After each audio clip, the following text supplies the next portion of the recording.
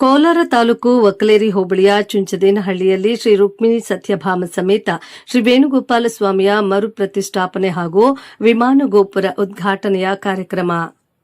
ಚುಂಚದೇನಹಳ್ಳಿಯಲ್ಲಿ ನೆಲೆಸಿರುವ ಶ್ರೀ ರುಕ್ಮಿಣಿ ಸತ್ಯಭಾಮ ಸಮೇತ ಶ್ರೀ ವೇಣುಗೋಪಾಲ ಸ್ವಾಮಿಯ ಮರುಪ್ರತಿಷ್ಠಾಪನೆಯ ಹಾಗೂ ವಿಮಾನ ಗೋಪುರ ಉದ್ಘಾಟನಾ ಮಹೋತ್ಸವವನ್ನು ಸ್ವಸ್ತಿ ಶ್ರೀ ವಿಜಯಾಭ್ಯುದಯ ಶಾಲಿವಾಹನ ಶಕ 1948ಕ್ಕೆ ಸರಿಯಾಗಿ ಶ್ರೀ ಪರಾಭವನಾಮ ಸಂವತ್ಸರ ಉತ್ತರಾಯಣೆ ಗ್ರೀಷ್ಮ ಋತು ನಿಜ ಜ್ಯೇಷ್ಠ ಮಾಸೆ ದಿನಾಂಕ 12/7/2026 ಭಾನುವಾರ ನಡೆಯಲು ಭಗವಂತನ ಪ್ರೇರಣೆಯಾಗಿರುತ್ತದೆ. ಆದ್ದರಿಂದ ಭಕ್ತಾದಿಗಳು ಸಕಾಲಕ್ಕೆ ಆಗಮಿಸಿ ಸ್ವಾಮಿಯ ದಿವ್ಯ ದರ್ಶನವನ್ನ ಪಡೆದು ತಮ್ಮ ಮನೋವಾಂಚಲ್ಯಗಳನ್ನು ನೆರವೇರಿಸುವಂತೆ ಪ್ರಾರ್ಥಿಸಿ ತೀರ್ಥ ಪ್ರಸಾದವನ್ನ ಸ್ವೀಕರಿಸಬೇಕಾಗಿ ಗ್ರಾಮಸ್ಥರು ವಿನಂತಿಸಿದರು.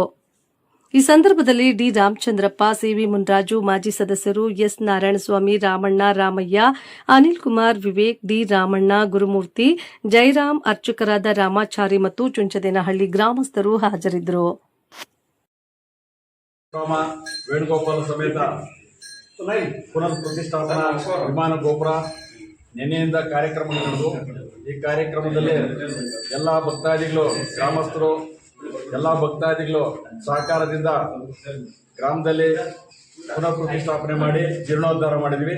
ಈ ಜೀರ್ಣೋದ್ಧಾರದಲ್ಲಿ ಸಹಾಯ ಮಾಡಿದಂಥ ಎಲ್ಲ ಗಣ್ಯಾತಿ ಗಣ್ಯರಿಗೂ, ಗ್ರಾಮಸ್ಥರಿಗೂ ಎಲ್ಲರಿಗೂ ಒಳ್ಳೆಯದಾಗಲಿ ಅಂತೇಳಿ ಭಗವಂತನಲ್ಲಿ ಪ್ರಾರ್ಥನೆ ಮಾಡ್ಕೊಂತೀವಿ.